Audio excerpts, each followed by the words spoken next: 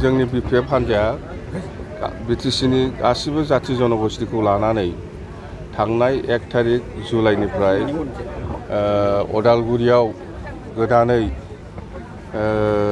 मोनसे लकसभा नांगौ अदालगुरि नामनि बेखौ लानानै जोङो आन्दलन खालामगासिनो दं आरो खालामलांबावगोन। जोंनि आन्दलना 7 तारिखसिम जागोन आरो बिनि उनाव आरोबाव गोदानै मोनसे फेज आरोबाव जोङो आन्दलन खालामबावगोन। जेखिजाया जोंहा मा होनो अदालगुरि समस्ति लकसभा समस्ति मोननायनि जोंहा अधिकार दङ। मानो होनोब्ला 2003 सननि 10 फेब्रुवारियाव सुक्तियाव स्पष्ट लिरखानाय दङ जे जेब्लानाखि आसामाव गोदानै डिलिमिटेशन जागोन समस्तिनि अब्ला माने अदालगुरि मोनसे आरो क'क्राझार मोनसे जागोन होननानै स्पष्ट मोनसे लिरखानाय दं। बे हिसाबै आसामाव 2007 सनाव डेलिमिटेशन कमिसना मोनसे ड्राफ्ट दिहुनदोंमोन। बे ड्राफ्टआव अदालगुरि लकसभा आरो क'क्राझार लकसभा बे मोननैबो ओंखारदोंमोन। खिन्थु जोङो दाखालि 20 तारिख जुनाव जितु गोदानै ओंखारनाय इलेक्शन कमिसननि जितु ड्राफ्ट बे ड्राफ्टआव जोङो अदालगुरि लकसभाखौ जों नुनो मोनाखै। बिनि थाखायनो जोङो माब्लाबाबो दरं लकसभायाव थाफानो हानाय नङा। जोंनो अदालगुरि लकसभा नांगौ होननानै जोङो डिमान्ड दैखांबोदों आरो जों आसा खालामो आसाम सरकार एबा भारत सरकारा जोंनि खोथाखौ खोनासंगोन आरो जों बिनाय बादि दाबिनाय बादि जिहेतु जोंहा अधिकार दङ सुक्ति मथे बे हिसाबैसो जों बिदों बियो निस्सय जाफुंगोन। दा जोङो एबसु आरो इउपिपिएलखौ जोङो खावलायबोबाय थादों जे नोंथांमोनहाबो अदालगुरि लकसभा जानांगौ होननानै डिमान्डखौ होनांगौ भारतनि इलेक्शन कमिसननो बा सरकारखौ खावलायनांगौ भारत सरकार तथा माने आसाम सरकारखौ बेखौ जोङो खावलायबाय थादों। खिन्थु जोङो नुनो मोनाखै दिनैसिमबो।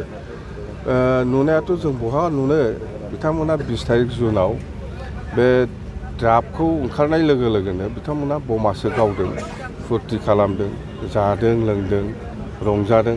माने बिथांमोना बुंदों जे जों जेरै लुबैदों बेबादि जाबाय समस्तिया होननानै। थारमाने जों बेखौनो बुजिनो हायो जे अदालगुरिनि बे मोनब्रै समस्ति आरोबाव नैबे तामुलपुर बाक्सानि तामुलपुर आरो गरेस्वर समस्ति बे 6था समस्तिखौ दरंजों लांफानांगौ होननानैसो बिथांमोना निस्सय होबोदों। जों बेखौसो बुजियो दा जों बेखौसो बुजिदों। दाबो समय दङ प्रमद बर'आ केबिनेट डिसिसन लानानै दाबो हरनो हायो इलेक्शन कमिसननो बा भारत सरकारनो बा आसाम सरकारनो अब्लानो जायो।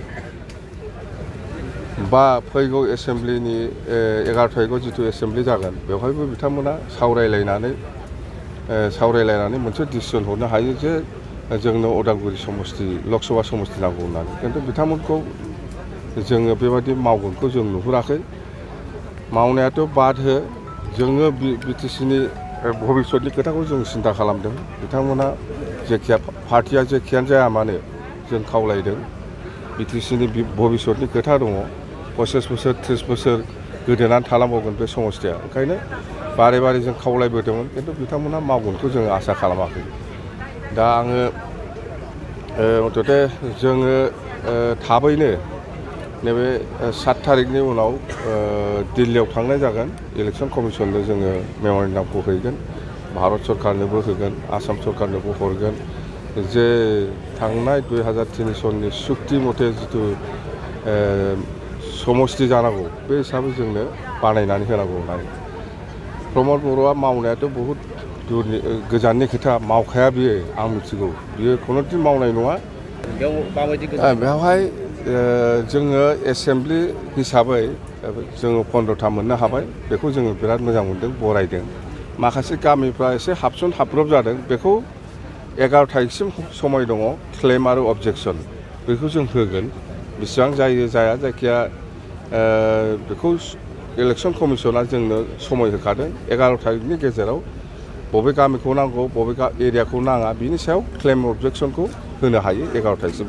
बिनि उनाव हयथ' जुलाइनि लास्ट पार्टनिफ्राय हयथ' इलेक्शन कमिसना गुवाहाटियाव आसामाव फैगोन बे समाव हार्ड कपि लानानै फेस टु फेस रायलायनायनि सुबिदाखौ जों मोनबावगोन गथ'था बेनि सिगां जोङो हार्ड कपि दिल्लीयाव थांनानै हैगोन भारत सरकारनोबो होगोन इलेक्सन कमिसननोबो होगोन आसाम सरकारनोबो होगोन आसाम इलेक्सन कमिसननोबो होगोन गासिबो होजोबगोन प्रमदआ बेफोरखौ मावा मावग्रा मानसि नङा बियो हैनोबो मावा बियो आरो जोङो 11 थारिखआव जुदि एसेम्ब्लियाव रायलायाबा बे एसेम्ब्लिखौ जों बयकट खालामना फैगोन जोंना BPF हान्जानि MCLAफ्रा बेखौ एसेम्ब्लियाव रायलायनानै डिसिसन लानाय हरबानो उदालगुरि समस्तिखौ मोनखाथारो जय दे सार बे 31 समस्तियाव सालाकाथिखौ दानख'नाय जाबाय माबायदि गेजेराव नङा 31 माने बिसोरो क'क्राझार डिस्ट्रिक्ट दा चिरां हिसाबै एक्सट्रा जाजोब्बाय माने चिराङावबो आगोलाव माखासे ओनसोला बङाइगाव समस्तियाव भट होयोमोन बेफोर गासिबो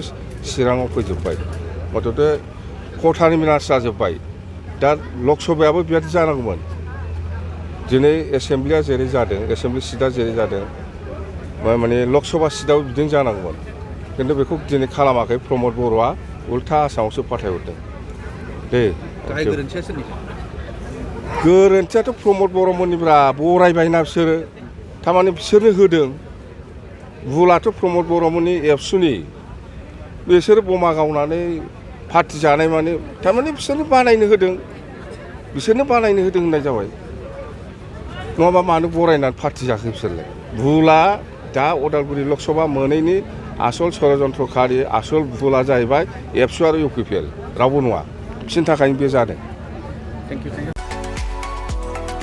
2023-24 सोलोंथाइ बोसोरनि थाखाय गोदान मुं थिसननाय लानानै फैदों डन बस्को डिग्री कलेज साफागुरिया देग्लायनिफ्राय डन बस्को डिग्री कलेज साफागुरियाव बेचलर अफ आर्ट्स एबा BA नि सेथि सेमिस्टारनि गोदानै मुं थिसननाया दायो सोलिगासिनो दं चिरां जिल्लानि साफागुरियाव थानाय डन बस्को डिग्री कलेजआ देग्लायनिफ्राय BA थाखोनि सेथि सेमिस्टारनि थाखाय गोदानै एडमिशन लानायजों लोगोसे बड', इक'नमिक्स, इंलिश, एडुकेशन, हिस्टरी आरो पलिटिकल साइन्स आयदानि थाखाय BA अनार्सनिबो खाबु दं